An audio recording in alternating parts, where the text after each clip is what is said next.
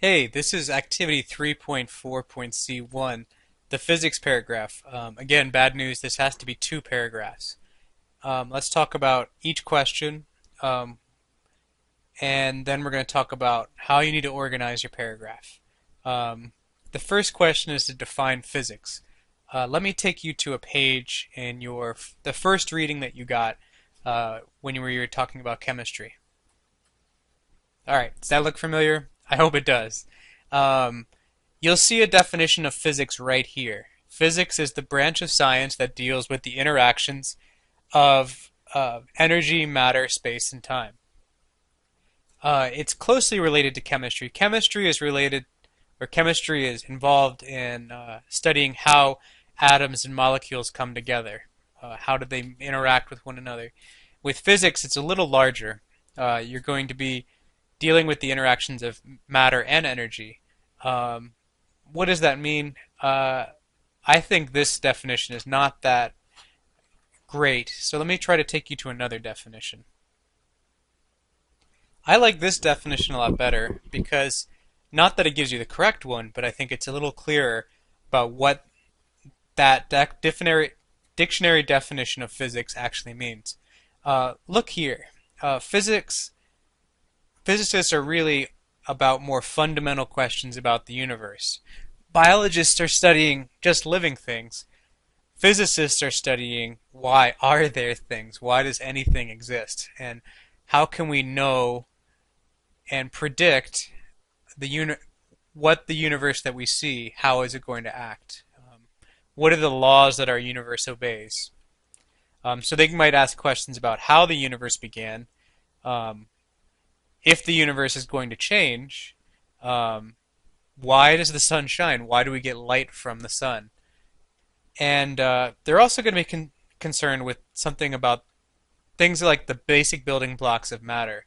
Um, and goes beyond just protons, neutrons, and electrons. You needed to know those, or need to know about those in chemistry, because you need to know how they interact with one another in different elements, and how the electrons of one element might be exchanged with the electrons of another element to form compounds. But in physics, they're going to be concerned with things that are even below the surface of that. Things like this. So this guy on a little moped, he's in Switzerland, on the France-Switzerland border. He's in something called the LHC, the Large Hadron Collider. It's a 27. It's a circle underneath the Swiss Franco-Swiss border. It's about 27 miles long, 27 kilometers long in circumference. So it's this large circle, and down these tubes here, scientists are shooting particles of matter and basically running them into one another to see what happens. They're searching for this. So this is a artist's representation of something called the Higgs boson particle. It was theorized about 50 years ago, meaning we had no idea what it actually looked like, and I think we still don't.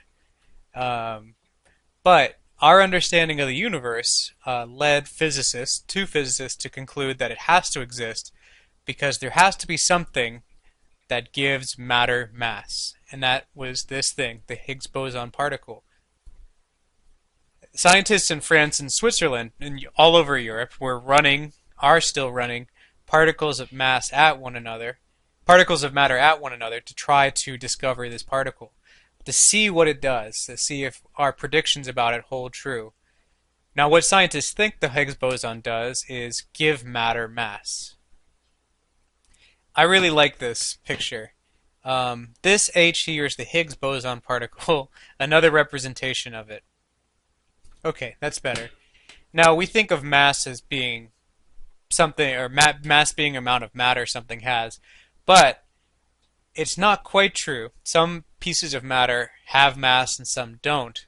And it's thought that the Higgs boson particle is what gives some pieces of matter mass and other pieces of matter don't have mass because they don't interact with this particle.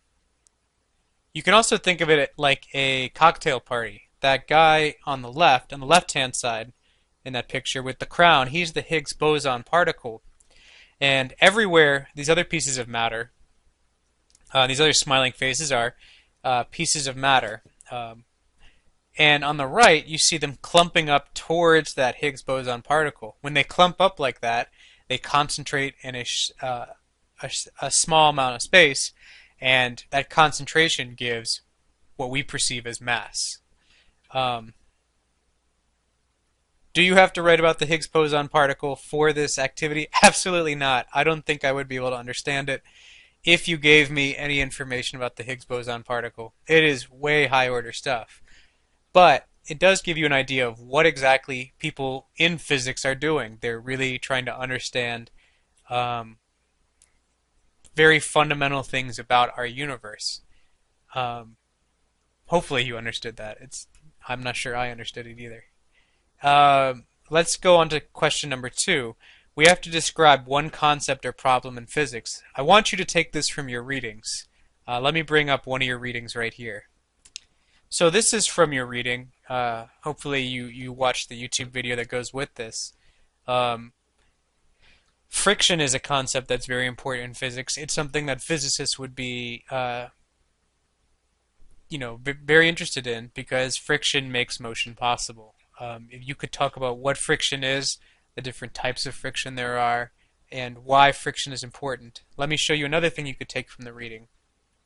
You could talk about what gravity is, why that is important, who discovered it, uh, what are some implications of understanding what gravity is. You could talk about why um, things don't fall towards Earth if they're revolving around Earth at speed, like the moon. Why doesn't the moon fall into the Earth? Or you could talk about Newton's laws of motion. I think that's a really great um, topic for this paragraph because they're so important, and I think everybody's heard about them. So your reviewer will definitely be able to understand what you're talking about. And there's tons of examples online that can help you understand how to explain the laws of motion. Now for number 3, what is one job or sub-discipline of physics? This is where you have to do a little research.